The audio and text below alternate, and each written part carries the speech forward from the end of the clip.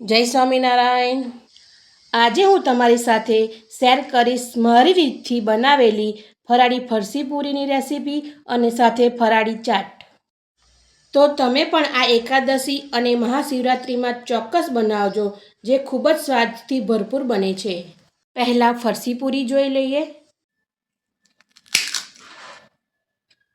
પૂરીના તોડવાના અવાજ પરથી જ આપણને ખબર પડે છે કે કેટલી ક્રિસ્પી પૂરી બની છે।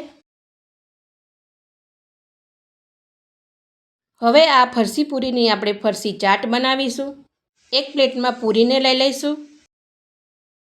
પૂરીને આ રીતે ગોઠવી દઈએ। વચ્ચે પૂરીના પીસ કરી લઈએ, તેને એડ કરી દઈએ।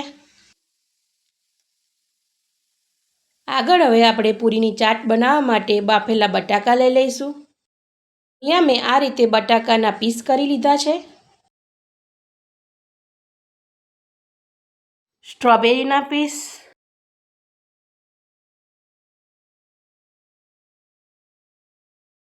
ત્યારબાદ ટેસ્ટ પ્રમાણે મીઠું સ્પ્રિંકલ કરી લઈએ।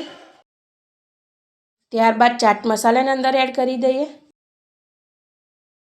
શેકેલા જીરાનો પાવડરને સ્પ્રિંકલ કરી લઈએ। સંચરને સ્પ્રિંકલ કરી લઈએ।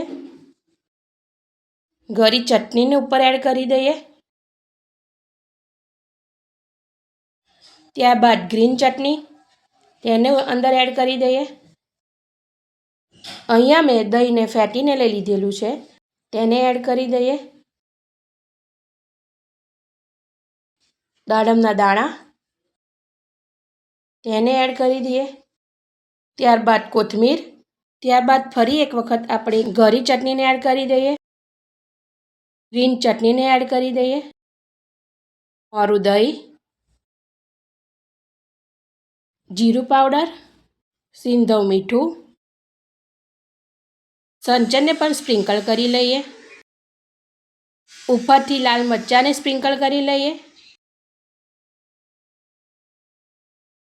જોતાં જ મોઢામાં પાણી આવી જાય તેવી આપણી ફરાળી ચાટ તૈયાર થઈ ગઈ છે।